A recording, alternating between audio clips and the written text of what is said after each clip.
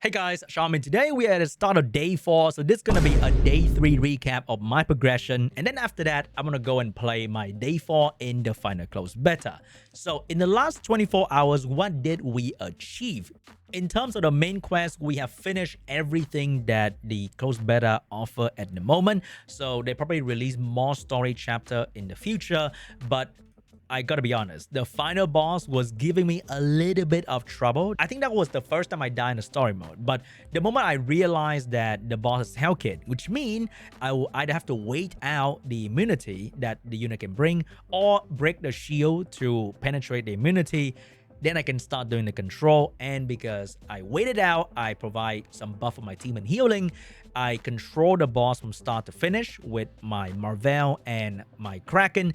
In the future, if I don't have Marvel in my main account, we're probably going to find some other slow debuff unit, but control the entire enemy team from start to finish, and there's nothing much they can do, and I win from there. The final boss wasn't much of a problem because I don't think that the final boss did anything to me. Really, it didn't really do any real damage or control me in any way, so it was like just a long fight because the boss was very tanky, and that was done rather easily as well. So we are done with the story mode at the moment, and the real game kind of start now because that's when you start farming the gear. So next up is gonna be the challenge progression in the Threshold and the Grim Pursuit. I just realized that you can click on your profile and you can see all the progression that I've made. So for Terramaton, we got Nightmare 1. For Doki Doki, we got Nightmare 1 as well. For the shell farming, we got to Whitney, but I wouldn't say that I did very well right there. Also for Fabian Nightmare, it was a pretty rocky run, but I think with some fine tuning, we should get there no problem. For Kururu, I realized that I just bring more AoE damage and you can burst down the boss very quickly. After that, oh, these ones gonna be very challenging.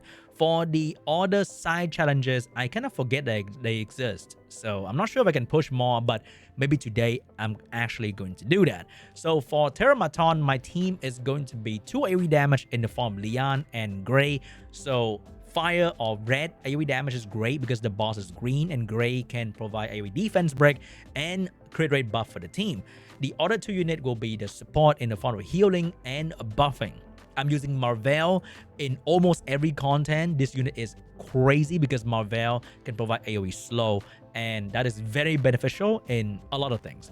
Doki Doki is going to be very similar. So we have the 2 support, buff and heal, Marvel for AoE slow to keep them from hitting me, Gray for the damage, the defense break, the crit rate buff, and Tiamat for the general AoE damage because you need a lot of AoE damage in there. And I think this is pretty much the time where you start farming a bit of gear to get better gear so you can farm higher stages of these dungeons, because you don't want to stop at Nightmare. You want to farm the highest stage possible to get the triple icon gear so that you can achieve the maximum stat bonus for all the set, which is very incredible later on. Swift Ray give you a lot more speed together with Swift Rush, getting the best speed available as well.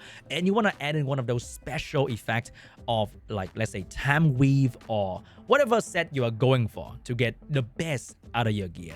And that's gonna take a while because I think the final stage of all these bosses are kind of challenging. So it's gonna take a while to get there, but I think at day 3 or maybe after the first week, you'll probably be farming hell stages of all the bosses. So that's gonna be like your progression benchmark. My favorite unit now is Marvel. He is everywhere in every team that I play because his utility is unmatched. So his AoE is slow and resistant down and decrease enemy turn meter. So pretty much they don't take a turn, and his skill 1 can also steal the enemy turn meter, so amazing against solo bosses. The skill 2 is not max right now, but at max I think it's going to be really amazing to keep the enemy from healing or cleansing their team. And his base speed is one of the fastest in the game, so I've been using this guy in all of my arena matches because he'll take turn 1 and I win the game from there, or if he gets banned I get screwed. But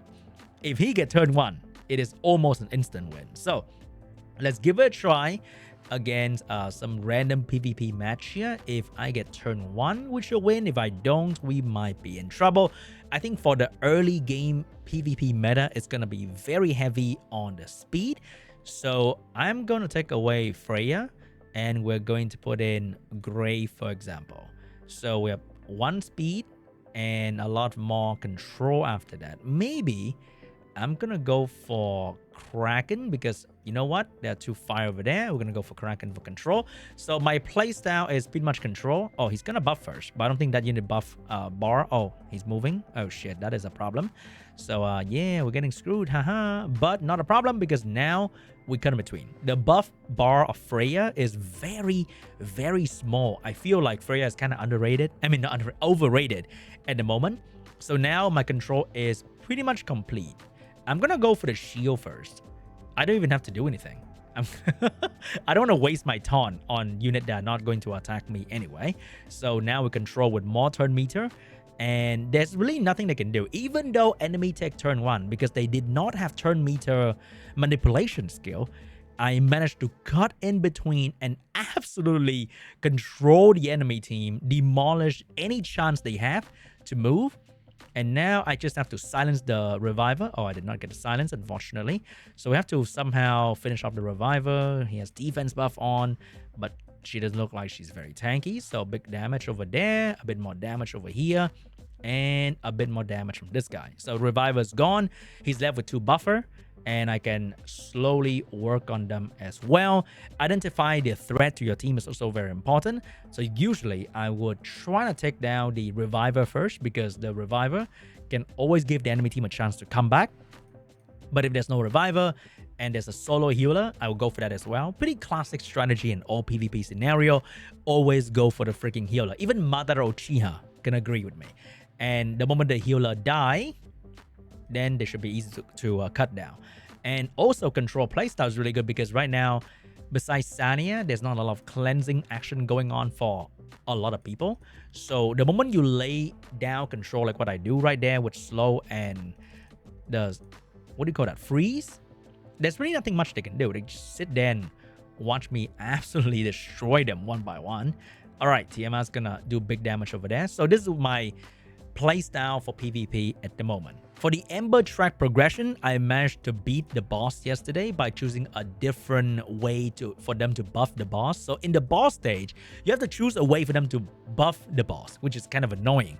And after that, I managed to beat the boss, and the other stages are not too challenging because except for the red stage, the normal stage, you can actually put dots on them. So I think we're going to have to build a dot team if you want to clear these a bit faster, because when I run a control team, even though I can control them, it takes a long ass time to clear one stage. So that is very, very annoying. So for the stage in between, you can dot them, build a dot team. And then for the red stage, we have to build like a specific strategy to slowly clear the red state. But I don't think that's going to be a crazy problem in the future because we haven't started farming any module yet. The moment we get a really, really good module, I don't think the Ember Track is going to be a problem because I strongly believe this content should be clearable for 100% of the player base every single month to get the most out of your free-to-play summoning currency. This is where you're going to get a lot of them.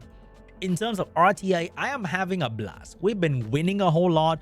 We lost a couple matches here and there. Not a big problem. In terms of my battle, I've been running the same comp, which is pretty much control comp. Going first, controlling them with Marvel and Kraken, just stun locking them for the longest time possible while my Tiamat do the most damage. This, I think, is going to be the meta for RTA in the first couple weeks as well, because there's no immunity turn 1 gear yet on most people, and there's no gear to boost your turn meter after being attacked as well. So just going first is going to be very, very beneficial to start stun locking or just outright one-shot people with, let's say, Messiah as your main damage dealer. Other than that, going first control, I think, is going to be a very popular meta. And then the moment we get our hands on first turn immunity or turn meter kind of between kind of gear, we'll start seeing more bruiser meta to counter the turn 1 meta. But that is probably going to be like week 3 or week 4 of the game. So you don't have to worry about that right now. Other than that, we kind of complete the tutorial of the game. So now is the gear farming time, and now is the arena farming time. So I hope you guys enjoyed that, because I think that's going to be the main part of this game, which is to farm gear, play PvP, rinse and repeat, find new team, break new meta, and just building every single character if possible. And also, we haven't seen the Union, like the full scope of Union content yet. So I hope that's going to be exciting and fun in the future as well, because that's where you have a community, and that's what playing video games about, right? To have fun, have a community, play with your friends, chit chat, whatever. And I really look forward to that. Anyway, guys, hope you guys have been enjoying the Etheria content on the channel. Thank you so much for watching. If you're new to the channel, hit the subscribe button, and I'll see you guys in the next one. Bye-bye.